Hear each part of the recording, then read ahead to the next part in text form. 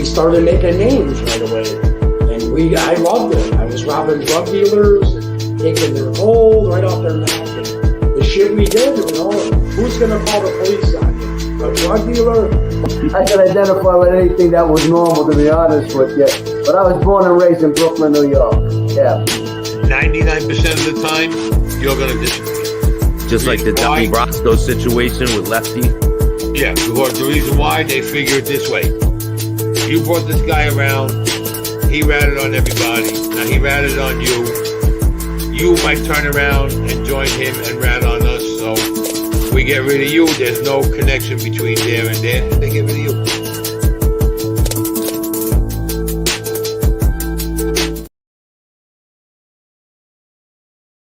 Welcome to this episode of Chatting with Staxx. I'm your host, Bill Staxx, and today I got Chris Curtis. What's up, bro? How you doing, man? Chilling, man. I've been great. Things are absolutely great. I can't complain about anything. Yeah, me either, man. It's just getting better and better. Shout out to everybody out there that's watching the show. I appreciate you. Tommy, what's good, bro? Cindy, how are you? So we're gonna get in. What's up, Paul? We are going to get into Chris's story. Everett, what's up? Italian sausage, what's up? Shout out to everybody out there. So do you want to introduce yourself to the people? Tell them where you were born and raised? Yeah, my name is Chris Curtis. I was born in the city of Orange, which is in Orange County, California. So when in your early days, what was your childhood like? Yeah, my childhood was a little dysfunctional. I mean, my dad started me on cocaine when I was 13 years old.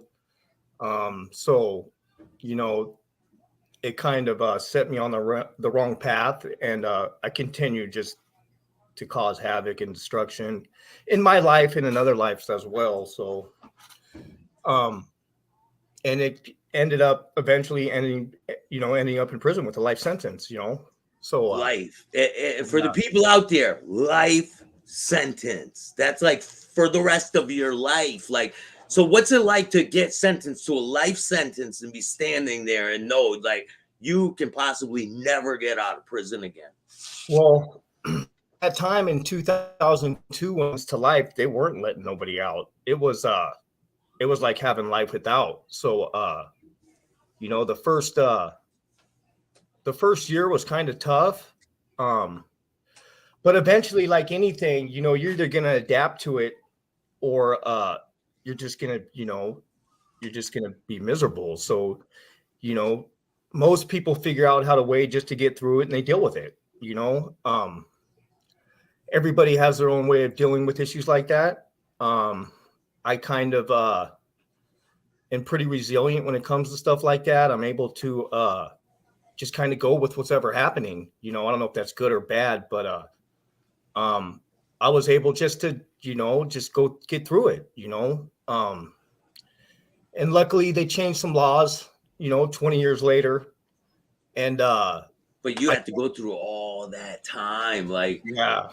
What kind of things have you seen other people who have been sentenced to life in prison? What kind of things have you seen them do?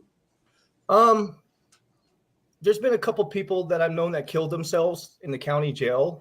Damn, when it happened. Can't say that, man. Yeah, delete.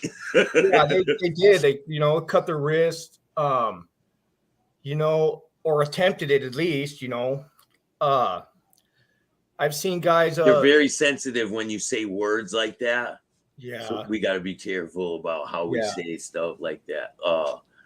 Self-harm type stuff like that. We say it like that. Yeah. Shout out to everybody out there. If you're struggling, there's a number you can call. It's in this thing right here. I got the 1-800 number on the bottom.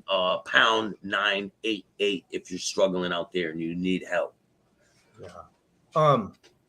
Yeah. So I've seen for the most part, most people, they just go. They get through it. They get through what they have to do, and they just take it day by day. Everybody's got their own way of dealing with their issues. Once I got to prison, after I got my life sentence, I kind of just just got with the program, you know, like you do, and just kind of you get through it, you know. I went through a lot of stuff in prison, you know, drug use and all that stuff. And then eventually I just woke up one day and I was like, I just don't want to be that person anymore. And, you know, I just spent a lot of time in groups and stuff like that. And I changed. And then all of a sudden they're telling me, you know, they're giving, you know, 3 strikers a chance to go to board and get out if you can make it through the parole process.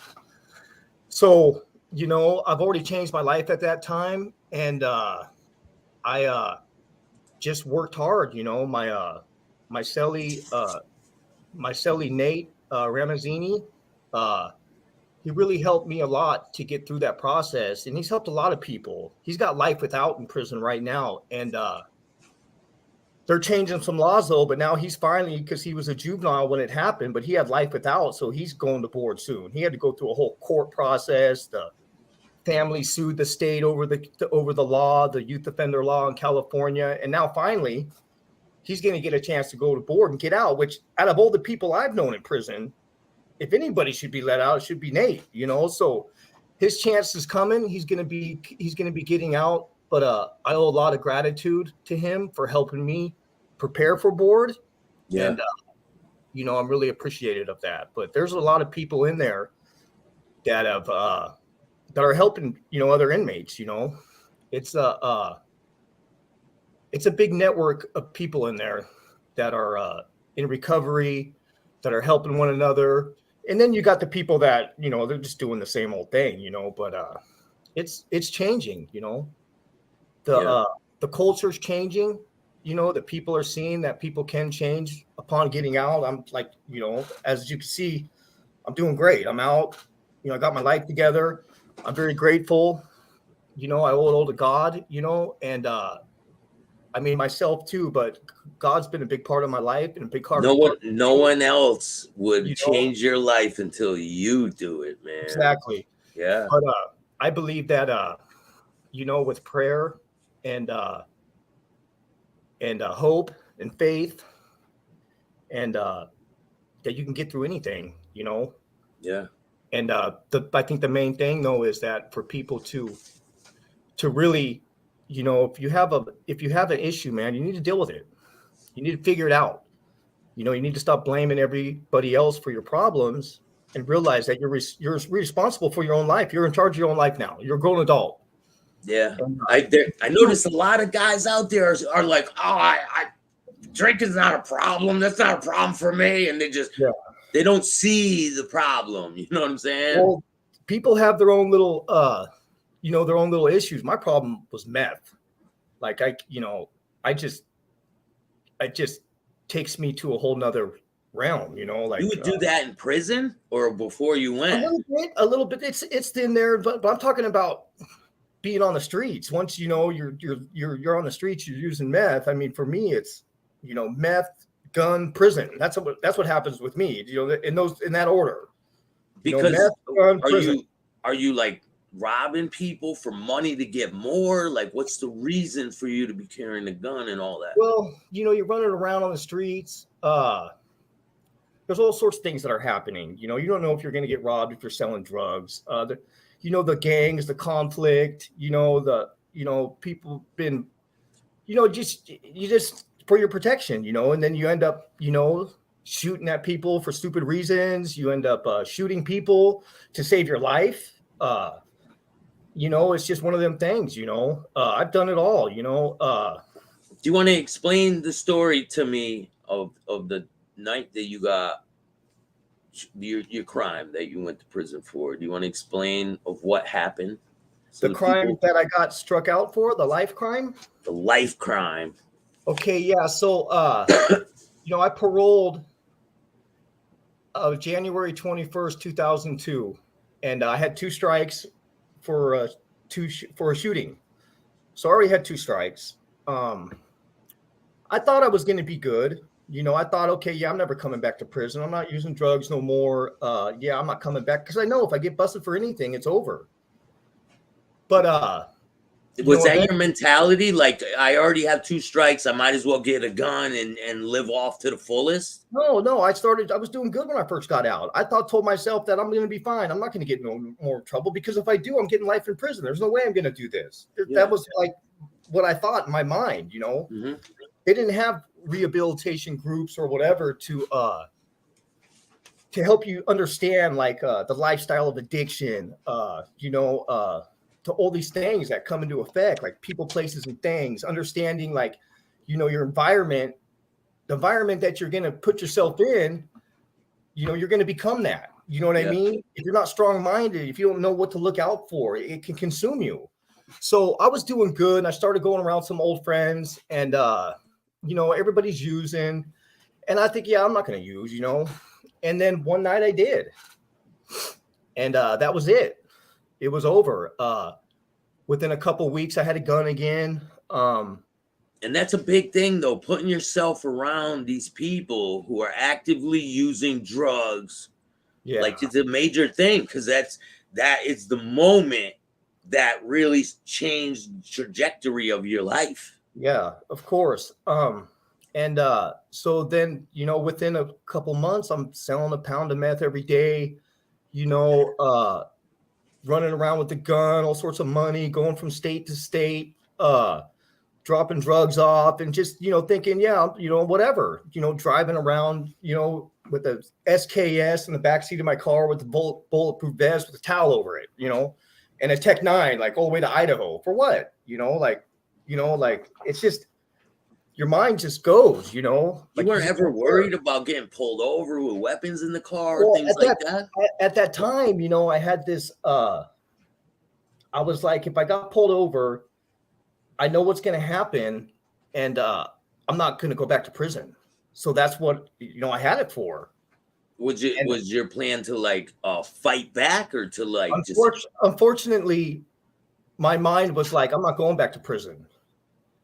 So it's a funny story, because I went to Lake Havasu one time, and my friend Michelle was there, and she always seen me come in the house with all these guns and stuff, like go back and forth. And one time she stopped me, and she's like, "Dude, what are you doing?" Like, she kind of like, "Dude, your daughter, what's going on here?" Like, and her and her other friend made me promise that I would take these guns and put them in storage.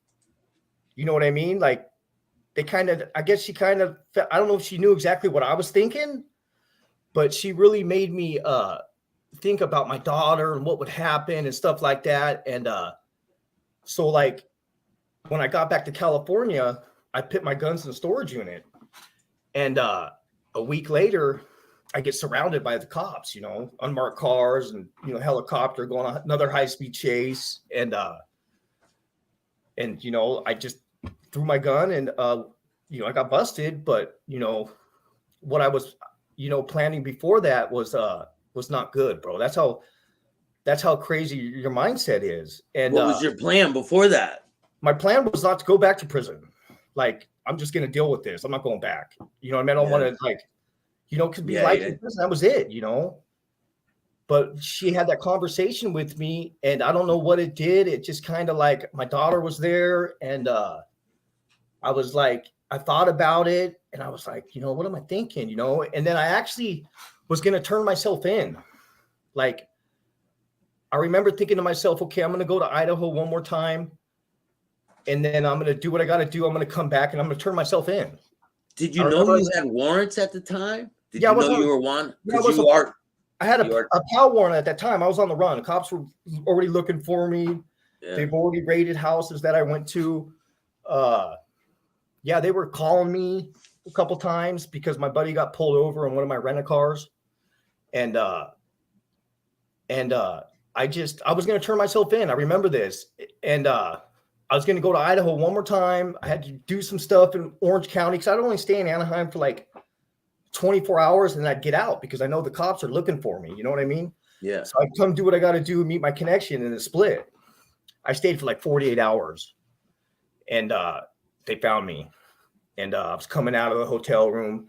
I had a Glock 45 on my lap, like ounces of meth, and they swarmed me, like unmarked car. Just tried to block me in, and I just took off, But knowing that I had 2 strikes and any violent strike would be, done. I was done anyways. But at the time, I'm thinking, okay, as long as it's not violent, I'll be okay. But so I'm on a high-speed chase, make sure I didn't hit nobody, because on my first term, I clipped a crossing guard. You know what I mean? So I didn't want to hit nobody this time. I'm not trying to minimize the situation at all, but I kind of ran through some backyards, hid the gun in a tree, jumped over a fence, and then there was like 5 cops there with guns on me. So they had me, and then they didn't find the gun till the next day.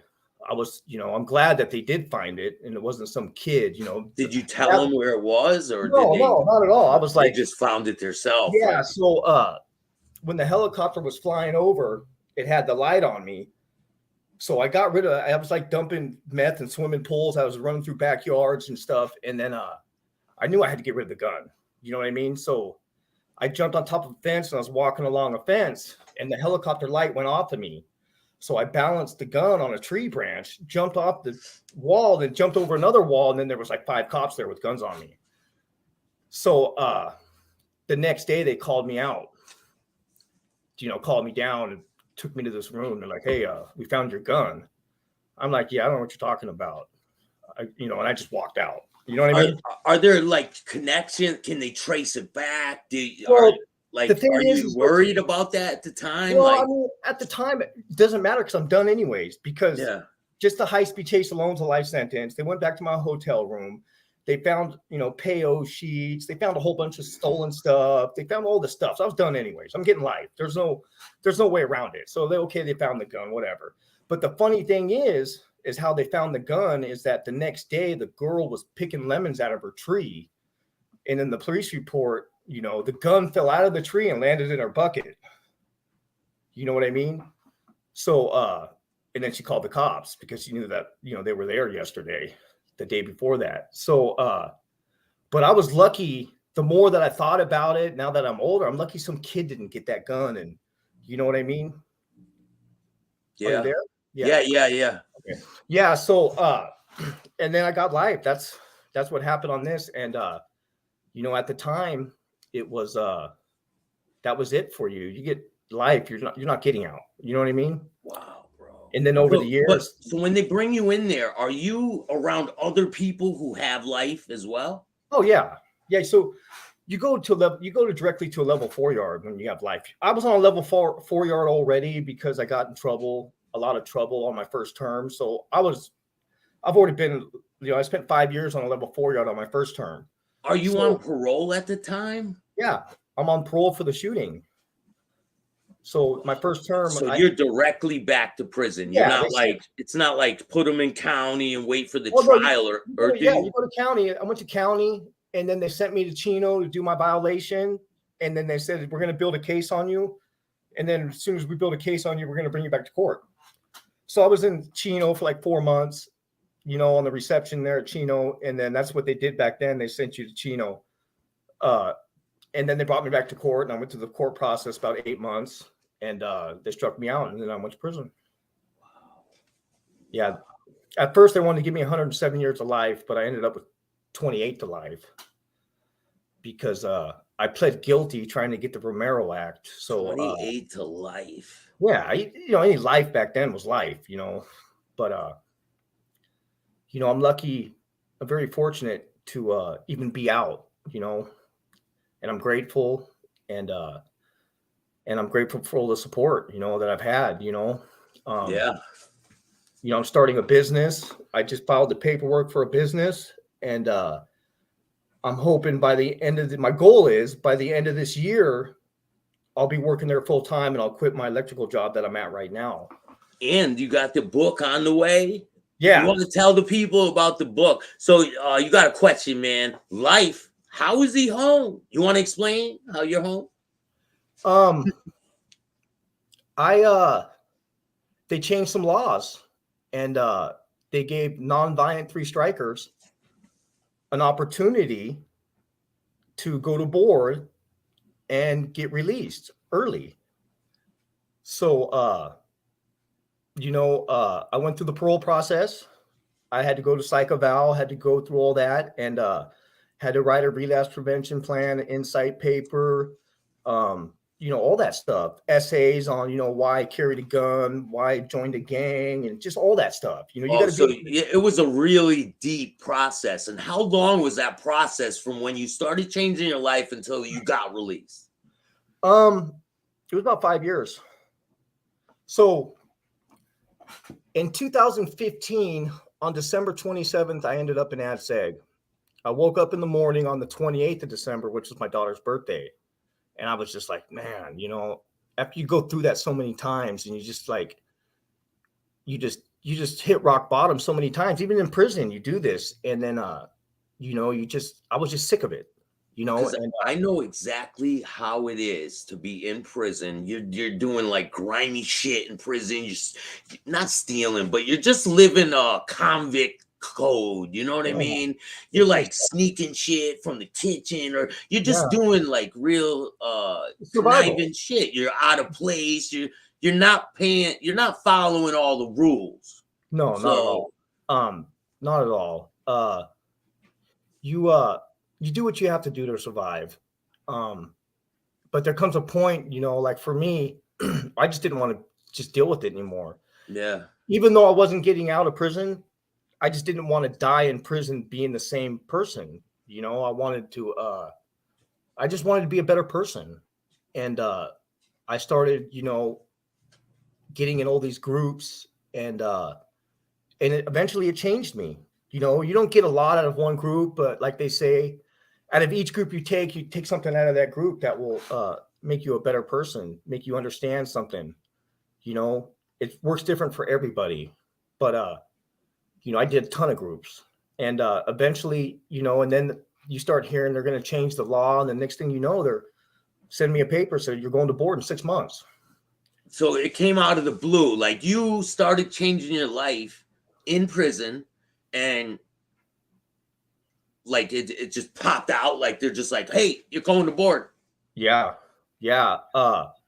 They sent me the paper. I kind of knew it was going to happen before then because they were talking about it. It was just kind of like they had to, it was, but then the paper comes, you think in the back of your mind, like, okay, yeah, whatever. Like this is going to happen. Do you see other people? Are you seeing other people getting an opportunity to go home, and you're like, damn, maybe I could get it. But you're seeing all these guys though in my same situation, but they're going to board. They're all getting denied. Every one of them was getting denied. But like I told my buddy, man, like I worked with this buddy. We worked in K&L. It's the boiler desert, and I was telling him, like, dude, we gotta prepare like better than anybody because we're career criminals. That's the way they look at us. Like we've been in and out of prison, and we're gonna have to work hard. We're gonna have to make this. And he's like, oh no, we're non-violent three strikers. They're just gonna let us out. No, they're not, dude. That's what a lot of people would think. They would have that. They would think that we're non-violent. They're just gonna let us out. No, they're not. California is not just gonna let you out of prison, man. How about this? Have you seen a person sentenced to life in prison, such as you were, and then get out, like on parole or type, get a chance? Because you've been there for so long. I'm sure you've seen this happen. Yeah. And then them mess up and do something right back. So it kind of messes it up for you. Okay, yeah. So it's funny you say that. So there was this one guy. I knew him at another prison I was at, but he was kind of like I couldn't even believe they gave him a date, but they did. And he got out and ended up shooting somebody.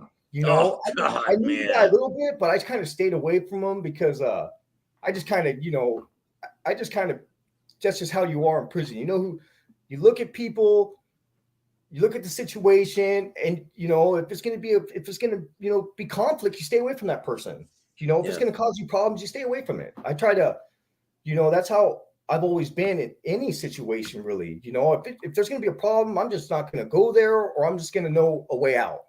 Yeah, but sometimes it's too late, man, and you're already you find out it's too late. You don't know. Yeah, exactly. But this dude, man, they let him out, and he ended up shooting somebody at some restaurant in Sacramento, and that does make us look bad. But he wasn't a three striker, though. I'm not trying to minimize the situation or anything. He was a lifer, got out, and got in trouble.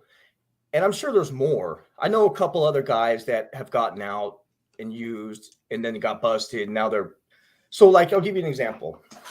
So if I was to get violated and sent back to prison, what would happen is every year they'll bring me back to the Board of Prison Terms for a hearing and see if I'm suitable for parole.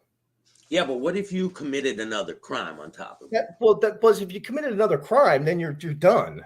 But I'm just saying, like, if you get violated for using drugs or, like using or something, or like just doing something you're not supposed to do, it's not a crime, but it's a violation against your parole, hanging around with gang members or whatever it is. Part of my parole is I can't use drugs, I can't be around gang, all that stuff. If you were to commit another crime, that's over. But I'm talking about a violation, which is a violation of parole. So if you're a lifer, if you're a lifer like me, so this has just happened to a buddy of mine, and you use drugs or whatever, they're going to give you a couple chances. But then once they violate you, send you back to prison. Now, every year you're in prison, you go back to the Board of Prison for another hearing like you did to get out. So if you were a board member and you give this guy a chance at life again, okay, here, we're giving you a chance at life again. You said everything you needed to say, but now you're back in front of us again. You're using drugs again. The board's just going to look at you like, you already gamed us once. You know what I mean? Like, but you have to go to board every year. They just deny. Like, you're going to board every year now for the rest of your life until they let you out again. Hey, it reminds me of these people out here that have cooperated. They're on life supervised release, right? Yeah. They cooperated with the government. They signed themselves out of the witness protection program. They're on supervised release for the rest of their life. Yeah. People don't know that about the all-hedged mob boss up there in Springfield, but when you're on supervised release for the rest of your life, it's kind of like a tightrope you're walking on, right? Oh yeah. So mine's only 3 years, but if I got in trouble again, they would just laugh at me every time I went to board. They're like, wait a minute, we gave you, an opportunity here, gave you your life back, and now you're using drugs again, or you're violating parole, whatever you did. So, it's a crazy situation, So, but yes, I have seen people that have done it, and they're highly just torn about it. Like, I talked to because now we could text people in California. Now everybody has tablets, so they text me. Like, some of my friends text me back and forth. Yeah. And one of my buddies, he texts me now and then. He's like, God, I can't believe that I did that. Like, every day he's in prison, man, I did that, and he has to go to board every year. And he's been in there 5 years now, like, after his violation, he was a youth offender. And it's, for me and for a lot of other lifers that have gotten out, 97% of us, that's the percentage of lifers that get out and stay out, 97%. So only 3-4% reoffend and go back. Because they're institutionalized, right? Well, Some of them? Not because they're institutionalized. We're all instituted. After you spend so much time, you're institutionalized. Like, my mannerisms and the way I act, anybody that's been in prison would see me and say, oh yeah, this guy's been in prison. I could tell. And, anybody that's been to prison, if they see like somebody, they could just like it's funny because me and my girlfriend were at this hotel. We went to this New Year's Eve party in Elsinore, and there was a bunch of dudes there because they're all tatted back. But it's funny because we all see each other. We kind of just nod at each other like, hey, what's going on? It's like a mutual respect thing, hey, what's up? Where other people look at you, they're like, oh God, you know what I mean? Yeah, they're like standoffish, kind of, right? Standoffish a little bit. Yeah, it's funny too, because I was one of my foremen, the boss that I have at in Indio, the maintenance guy stopped him and he goes, what's up with that dude that's all tatted back that just got out of prison? He walks around and he wants to kill people all the time. I'm like, what the hell, dude? You're like, that's definitely not the case. That's what he said, dude, to him. And I'm just thinking to myself, like, what the hell, dude? he always walks around. He looks like he wants to kill somebody. I'm like, dude, what the just mind my own business.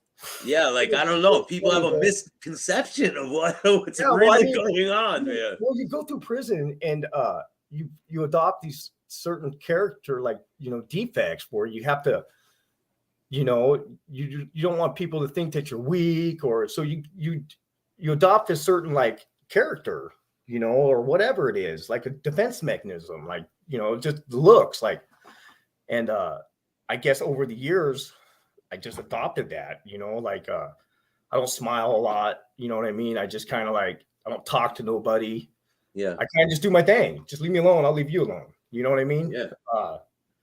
But getting out of prison, man, living in prison and the way you have to act in prison and the way it is in the street, that like even in a convenience store, people will bump into you, not apologize, things like that. How hard do you find it to adjust to regular life after being in situations like that? Well, I'm pretty, I may not see, it's funny because I'm pretty easygoing, until I'm set off. Like it's pretty, now that I'm older, I'm more understanding. Like I hate drama. I can't stand being around arguing or just like, what really people always complaining and shit. What really bugs me is people. Okay, first of all, I'll say this. So somebody cannot say to me that I haven't been through something, because I lost my life and was sitting in prison for 20 years thinking I'm never going to get out.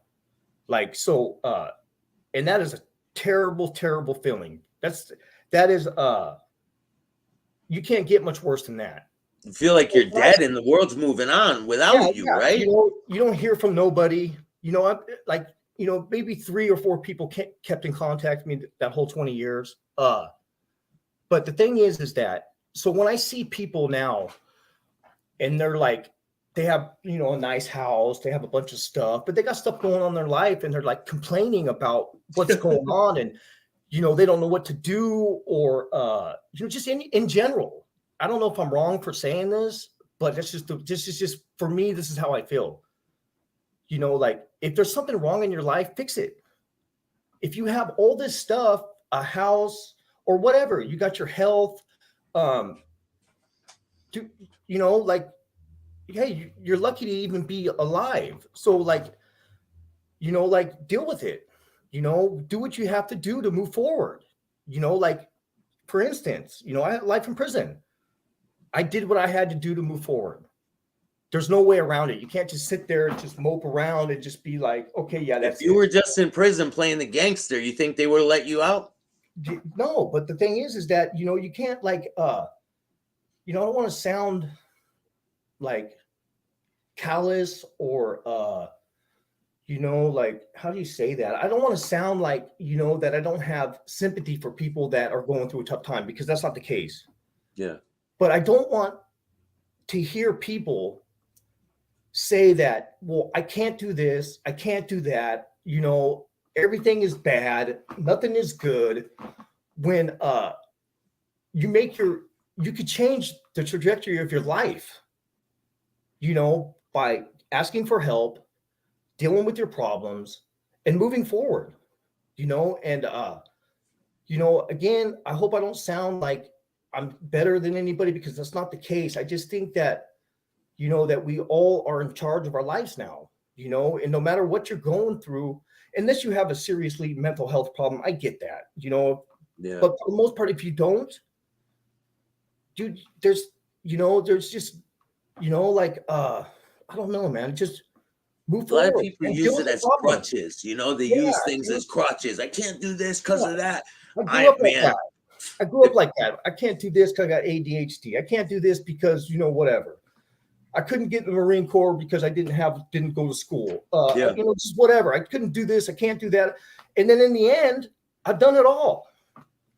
I got an AA degree. I got an electrical vocation. I'm going to start a business. And I have everything that I could have ever wanted. I have my family back. I've got my friends. And life is beautiful, man.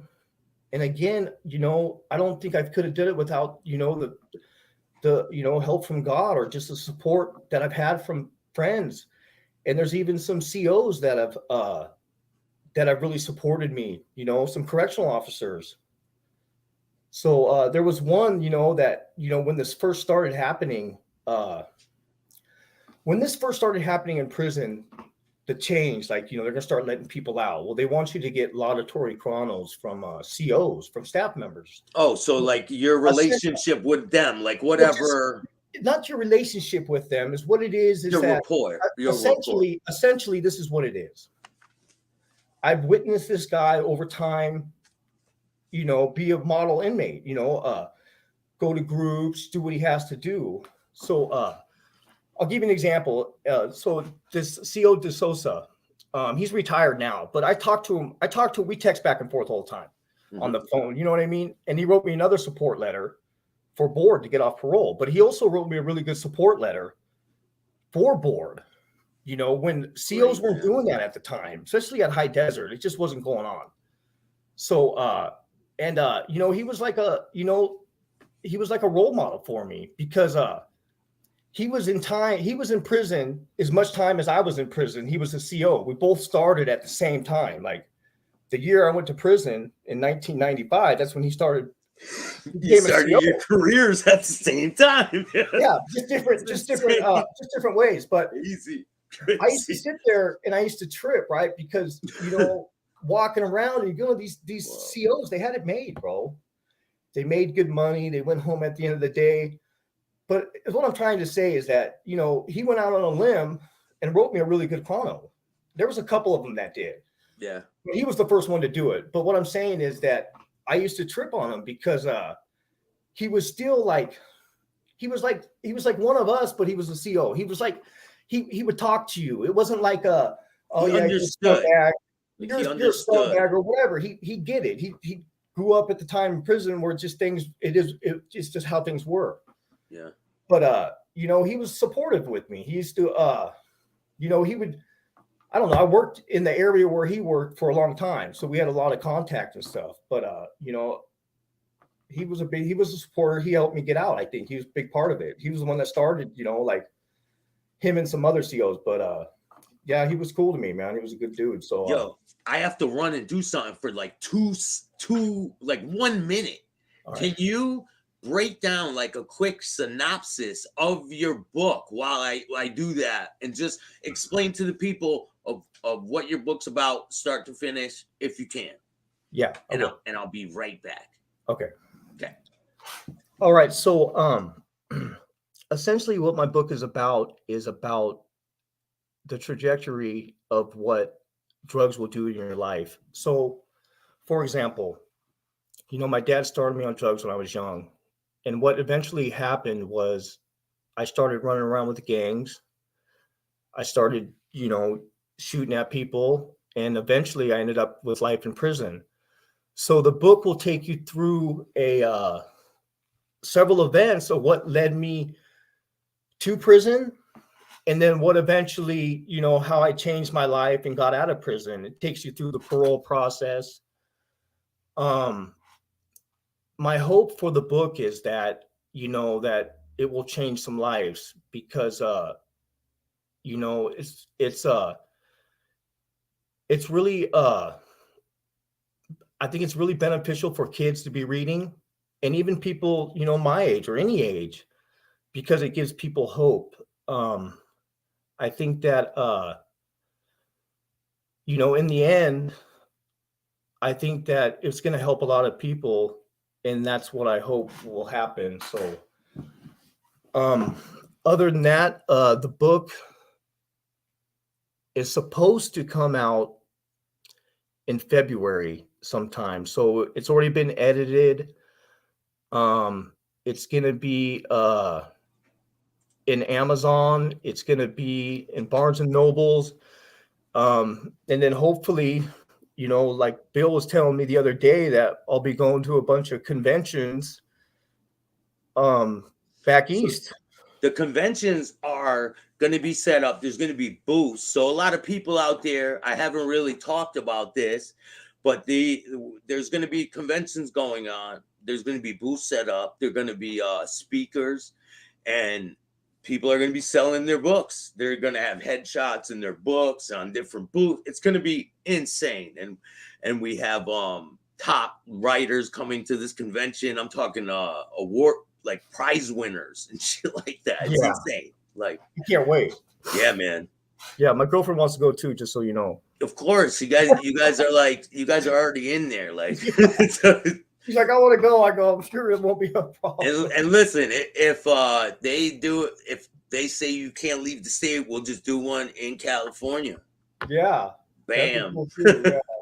But I think it'll be all right. I think for this situation, I'll figure it out. You know. And part of the proceeds for this convention are going to go to abused children, and one of them is abused children recovery, drugs recovery, and the third one is something else. There's 3 things that are involved with this convention. They're going to get paid off of it. It's a really good thing, man. Yeah. Some of my money is going to go to at-risk youth too. I'm not sure, which one exactly, but because people don't know there's a lot of kids out there who are at risk. Like, oh yeah, it's and you would never even know it by looking at them. Like, like for me, for example, I don't think anybody really knew that, I was going through what I went through, except for my friends that were in it with me. You know what I mean? Yeah. But for the most part, we kind of didn't talk about it with anybody. Only the people that we did drugs with knew what was going on, Yeah. So the teachers are like, what's wrong with these people? Like, what's wrong with these kids? I'm sure they were just like, what's going on here? Yeah, Something but you're like dealing with abuse at your house. Like you're doing like drugs nowadays, with dad and nowadays I think that they would have it would have been much different. Like something would have happened, because it's different now. I don't know, the way man. They do things in school, man. But then again, you don't know, Plus, we didn't have social media back then. It was just like, now growing up, it's just social media. It's just crazy, man. Shout out to Tommy, man. Prayers for all the children out there struggling. So I did this like toy drive thing for Christmas, and it made me think. I'm like, so what about when these kids are in the shelter and their birthday comes? There's not people to buy them presents, and their parents don't have money. So I started a program. I got a whole bunch of toys. This is after the Christmas thing, and they got these toys stashed so that when the birthdays come of the kids, they'll get toys. Yeah. I'm just trying to cover the bases, man. And shout out to Cindy Seville. She came up here. We went to Brian's Angels. I showed her around, and she met quite a few homeless people from my area that are going to do interviews, and she's going to donate like care packages to them. So we got a lot of good stuff to come. Yeah. There's a lot of things that are happening that are good, there still needs to be a lot of work, of course, and there's still going to be a lot of addicts going through whatever they're going through. That's never going to change, I mean, it's just help who that you can help when you can. Do what you can, that's all we could do, Have you found that the system has helped you since you've been out of prison? Like, have you utilized the system? Yeah, I went to ARC, the Anti-Recidivism Coalition, and they were great, man. Like from day one, I went through CEO, which like they send you to do Caltrans, give you like $120 a day, and you're allowed to work there for 70 working days. So, and then you got that much time to find a job, a real job. They send you to like, job coaches or whatever. Yeah. But there's help out there in California. I don't know what it's like in these other states, but California, man, you getting out of prison, bro, there's all the help you need. They bought me all my tools for electrical. Gave me like $2,000 to buy tools, Yeah, but while you're in this process going through parole, do you find other people who are still with the bullshit? Of course, like I got friends that are still using. I I don't hang out with them, but you know, they Yeah. on Facebook they say, "Hey, how you doing? You know, what's going on?" Yeah, like a buddy of mine just recently, you know, just one day, I get a call from my friend, you know, because I was calling her like, "Hey, where's dude at, man? What's going on?" You know, because he hasn't called me in a couple of days. It's not normal because I talk to him all the time, and you know, he's did real well for himself, you know, and then all of a sudden he's not calling me. And I got worried, so I called her, and she said, "Oh yeah, you know, yeah, he's using again, you know, like and I was just like, man, you know, like to do good for so long and to have what he has and then just be gone using again, you know, it's just like, you know, it's like it just sucks, you know. Definitely, bro. It can happen in the blink of an eye, you know. Like for To me, anyone too, it doesn't discriminate, man. no, it's yeah, and for me, I'm not trying to minimize, you know, my situation or whatever, but I lost my life, man. And that no matter what, you know, after I just don't see that happening to me. I'm not going to say it couldn't happen, but I know if it did happen, I would immediately check myself into a drug treatment program. You know what I mean? I was hopeless, man. Before I got sober, I mean, I did not want to move forward with anything. I was miserable at life. My one of my posts from back then, I was looking at it recently, and it said, "I hope I don't make it through this next year." Like, that's crazy when I look back and think about the way that I felt, the way that everything, man, everything has changed for me. And it's crazy. You know, and it can change for everybody, you know. Again, man, there's help out there. So, you know, it's hard. I get it. It's tough, you know. But there's help out there for anybody that wants it. You know, I know for, you know, people come out of prison like lifers, they give you everything, man. They give you everything to succeed. Even the parole department, you know, they want you to succeed, you know. I'm not saying all of them do. Let's get, you know, some of them, they just don't like inmates, you know. That's just the way it is. But you walk by, they're holding onto their purse. You just get this like nasty energy. Yeah, I see it all the time, man. Like I was just saying the other day, like I see people looking at me all the time, you know, especially when I'm in the gym. You could just tell, like, you know, they're just like whatever. And then you got people that will, you know, and then people say hi, and other people, they just give you a weird look or what. But you know, for the most part, I don't care anymore. Like I was thinking about it the other day, like I don't care what people, if somebody doesn't like the way I act or the way I look, they're not my friends anyways, you know. And it's none of my business to think what somebody else, you know, what somebody else is thinking about me. It's not my business. You know what I mean? Who cares? It's not my business, man. I'm not here to answer questions for anybody. Exactly. Like, you know, I'm just done. I'm done worrying about, you know, it's hard to say that because I still, but I just don't care anymore. Like, I'm a good person now. And I'm going to succeed, man. I got goals, and I'm not going to waste any more of my life. You know, I'm not going to make excuses. Whatever I have to do to succeed and to eventually buy a house, which will be in the next couple of years, I'm going to do it, man. I'm not going to waste what life I've been given back, looking back. Definitely to the van. Even though I think about it and I get mad, I wasted all these freaking years. Sometimes it just bugs me. Like, I can't believe that I wasted all those freaking years.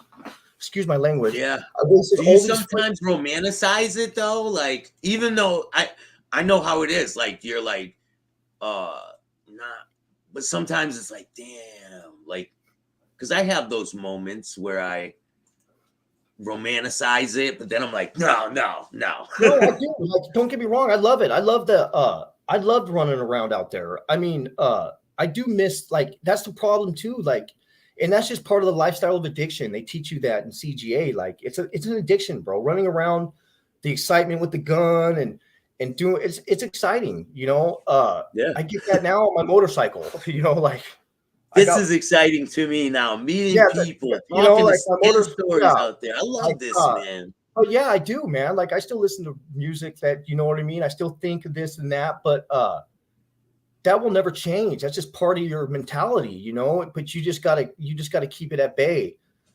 You know, last night I was with my girlfriend and we were with her mom and her sister, and we were at this place, and I was mad. I got mad. So this guy, because there was a couple chairs, like one here, and then my chair, my girlfriend's chair, and then her cousin was standing up over here, and then her mom.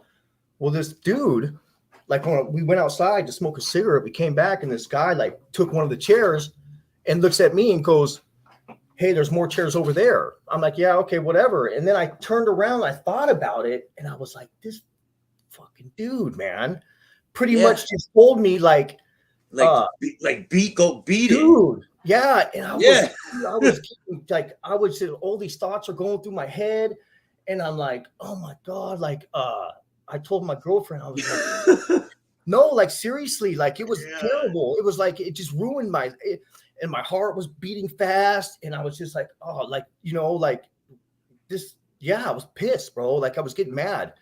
And I don't know if this dude was like doing it intentionally or if he just thought I'm some dude from whatever, nowhere, because I didn't have, like, you couldn't see none of my, just whatever.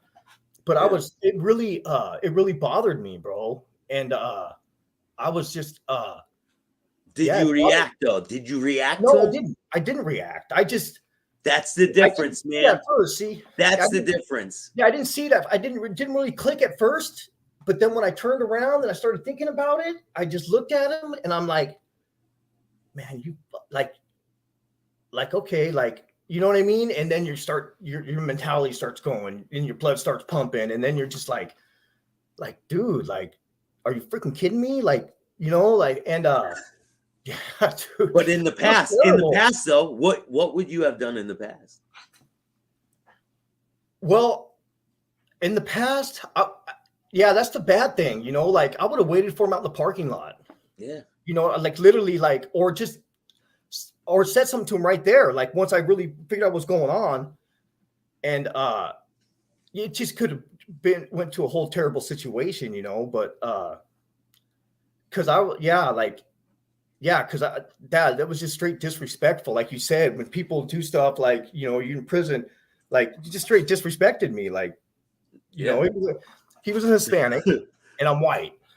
So right off the bat, you know, I'm thinking to myself, oh, this dude's just thinking this fucking, you know, excuse my language, this white boy, whatever, like, you know, what? Like, and that made it worse. Because I've been not like that, but you don't need to prove yourself to anybody. I've been in prison with dudes like that, where it was like, you know, white boy, whatever, like, you know what I'm saying? Where there's just like that, there's that, what, like, you know, you don't do that. But this guy was just kind of like, oh yeah, screw this white boy. There's other, you know what I mean?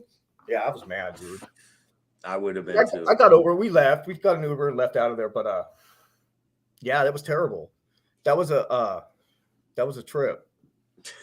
I can imagine, bro. I don't know, man. It took me a couple seconds to realize what he said. You know, it didn't click right away, but then it was like, wait a minute, man. Because I know how it is to be in prison, right? And then you're trying to do the right thing, and then there's always that guy, man. There's always that guy, and you're like, what? Those dudes are, and it's funny because those dudes are like, they're just like bullies, bro. And that's, you know, I can't stand bullies, bro. That's but you know what I always heard, and it always resonated with me, man. This old timer in prison, he used to come to my cell and talk through the door and tell me things like certain ways to act. Don't look in people's cells. He would school me on shit. He goes, you know how there's always that one loudmouth person who's always one-upping everybody and this and that. He said, don't worry, man. Weeds pluck themselves. Yeah. And it's true. Yeah. Just give it some time and they'll pluck themselves. Yeah, they crash themselves, man. Exactly. You know, yeah, but that was a trip, man. It made me think a lot last night about like, you know, that's why you just, you know, in situations you get around a bunch of people you don't know, you know, or Red said the trick is to never go where you're not wanted. I've never been to this place before, so you know, it's like there was a ton of people there, but it was fun. But yeah, that really bugged me, man. So yeah, like you said about the mentality, it's still there. Yeah. You still walk around, and that's why I guess I get these looks or whatever, like, but I still think the same way. I just know that, you just gotta, you just gotta, move forward, man. You gotta just, you can't sweat the small stuff anymore, man. You can't I heard somebody say a while back ago, man, that, that being more understanding about situations. Yeah. Like people bumping and they don't know no better. They've never been anywhere, so they don't know any better. What are they going through? You got to think of what other people are dealing with. Not only that, they just don't know any better, man. They don't know, they don't come from where we come from. Just like we're not, familiar with their ways of life. You get around somebody that's never been to prison, that's totally rich. They're just totally different people, man. They just walk around like there's nothing wrong. Like nothing can happen, and then we walk around like always looking around at people, like trying to figure out what this guy's doing or what can happen here. That's how I am. I'm still just like when you go to a prison yard, I am too, bro. The same way. The first thing you do is who's running the yard? Who do you think's a threat? Who do you think's not? Yeah, you watch out. You're trying to analyze everything. Yeah, you kind of trying to figure out what's going on. Okay, this, this guy or whatever, and it's still there. Anywhere I go, I just always have to look at everybody and see okay, yeah, all right, this, okay. And it's like that for me. It was actually like that before I went to prison because of what I was doing. But especially spending all that time in prison, you always watch people, you always look at every situation. But people that never been there, they don't do that. They just cruise in and do what they got to do and walk out, they're not tripping on nothing, But yeah, that will never change, man. That will never, I don't think that's ever going to go away from me. I have a really hard time, even people that I know, not my really close friends, but there's people that, I mean, I've robbed a lot of people. I've shot people. I've done a lot of stupid stuff, so in the back of my mind, if somebody's out there still messing around that, I did something to, what's to say they're not going to come back and try to, get me, so, yeah, people don't forget that stuff, man. Yeah, living in the same city, the same county, but there's people that I go around. Sometimes I don't trust them. I just, it sucks that I have to be like that. But I'm constantly, unless they're really close friends, really close, where I don't know that I don't have to worry about them. I just, in the back of my mind, I always think well, this dude could set me up, or, and that's just the way it is. It's going to be like that forever. It was really bad when I first got out. I was really after being gone for so long and don't know who to trust. You're really anxious about it. I know, man. I know. Now, and that's so now for me, I mean, I still trip on it, but if you're always walking around worrying about dying, how are you going to live, man? Exactly. That's a big thing for me too, man. If you're always worrying about something happening, how are you going to live, man? Even though I still trip on stuff, I still trip on people. I mean, I try to just be if something's going to happen, it's going to happen. What are you going to do, man? It's just the way you don't bring it to that extreme anymore. And you're not that guy. You don't want to be that guy anymore. Yeah. I'm not really worried about conflict with people. I'm just worried about what I could do, for the most part too, I'm not it's just one of them things, I don't carry a gun anymore. I'm sober. And it's just those things, you're just out there running around. And even in a situation where you could just end up somewhere where there's a bunch of dudes that are gang members and they see the way you look, and then all of a sudden they want to jam you up. What's up? Or they think you're a rival from some others. Yeah, just because of your look. Just because of your look. You think about that stuff, so you're always just watching people. You're always checking situations out, you don't feel comfortable at public places a lot. I've gotten a lot better, but when I first got out, I didn't go nowhere. I just went to my friend Crystal ran a detox center, and I would just stay there. I'd go to work and just stay there all the time, sleep there. I would just go there, hang out all day, you know, and I wouldn't go nowhere. I just, you know, and That's not a way to live, bro. yeah, well, you know, and then finally, you know, before her detox center closed down, I started, you know, before that, I started, you know, getting out and stuff like that. But Yeah, for a while there, I just didn't want to go nowhere but there, you know. But essentially, that place, you know, was beneficial to me.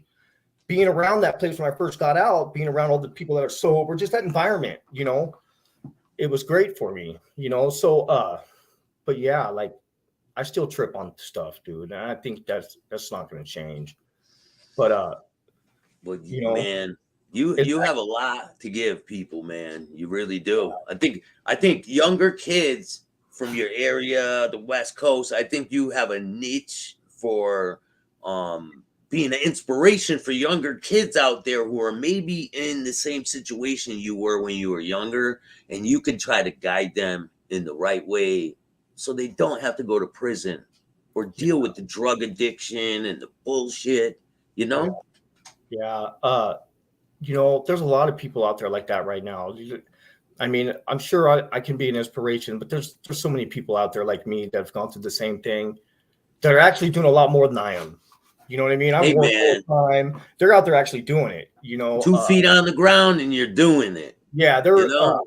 yeah, but yeah, that's what I'm hoping that this book can do. I know that, you know, like I feel stupid when I read the books. I had to have my friend do it to like go through and make sure everything's right, like timeline and stuff. Yeah. Because I feel stupid when I read it. You know, I don't know why. It just feels to me like you know, whatever. But she says it's great. It makes her you know, it's just she gets to relive life through it because she's in the book and she, you know, Yeah. she remembers all this stuff, like, you know what I mean? But I can't wait to read it, bro. she I was can't laughing, wait. like, you know, she goes, I can't believe we were like we were, you know. I'm like, you know, like, yeah, it's freaking crazy. The crazy part is that, you know, we came through it. All of us came through it. Like, you know, 80% of the people that I used to run the streets with are doing good, or just, you know, it's just crazy that we made it through all that, you know. Like I had a life sentence. I was in prison for life. That was it, you know. And look at this picture of you on the left. You got a gun yeah, in your pants, like you're ready for business. You don't give a shit. And then you on the right, you're in prison with a yeah, life sentence. Like what the? yeah. So I mean, it shows. And now you're right here doing the right thing, and you're moving forward, man. You got nothing but positivity in your future, and that's what you guys out there need to really understand. It's possible. You can change. You can write a book. You could get sober. You could be in a movie. You could do whatever you want to do. Yeah. Just follow your dreams and do it. Don't make excuses. Be a fucking man. Or a woman. Or a woman. Or whatever it is that you identify with these days. You gotta make sure you say that now. So, man, incredible, man. I love having you on, bro. You got incredible story. Yeah, And dude, it's amazing, man. That how, you know, great my life is right now. You know, and I just again want to thank everybody that supported me. You know, my family, my friends, and just California. You know, the legal system. They've as crazy as it sounds, you know, I'll probably get clowned about this, but they helped too. They helped me, man. They're still helping me. They're working with me for my job. And I'm just very blessed, you know, with my life right now. And I can't wait to see where it all goes, man. Yeah. And you're welcome back here anytime, bro. Matter of fact, we got something planned. I'm gonna talk to you after this. I got something planned for you. All right. And but so if everyone that's watching, I have another guest coming on. Well, I already did the interview. I'm gonna be dropping it in a couple days. Mr. Tim Freed. He's the guy that's immune to snake venom. He's been bitten by all the top venomous snakes in the world, and he survived them. He's been bitten by black mambas, cobras, taipans, monocle cobras, and I got the video to prove it. So I did an interview with him, And that one's coming up. Here's the promo for it. My name is Tim Freedy, and I put my life on the line every day for one reason: to save people that die from sniping. My name is Tim Freedy, and I'm doing an interview with Bill from Chattin with Staxx. We're going to talk about snake venom death, and how to fix that. I hope you enjoy it. Thank you.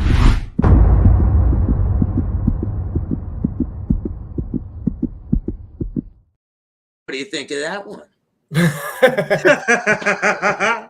What do you think of that one there, Chief? Yeah, I think I'm cool. How about that one? You guys want to fuck around? Oh man, he's been bitten over 100 times, bro. That's crazy. On purpose. Yeah. For science. So science uses his blood as the anti-venom. His blood. That's crazy. Crazy, man. Yeah. So if you guys want to see that incredible story, pay attention. This week it's going to drop, and I have a ton of other people lined up. So if you guys like this type of content, make sure you hit the like, subscribe, and notification bell so you can get my videos every time they drop. You want to give anyone else a shout out before we go, bro? I just want to say thank you to everybody that supported me. I appreciate it. Definitely, bro. And hey, man, hit the like, subscribe, and all that good stuff. Share the video. I appreciate you guys. And I'm taking this shit to another level. So come for the ride. Peace. Thanks, bro.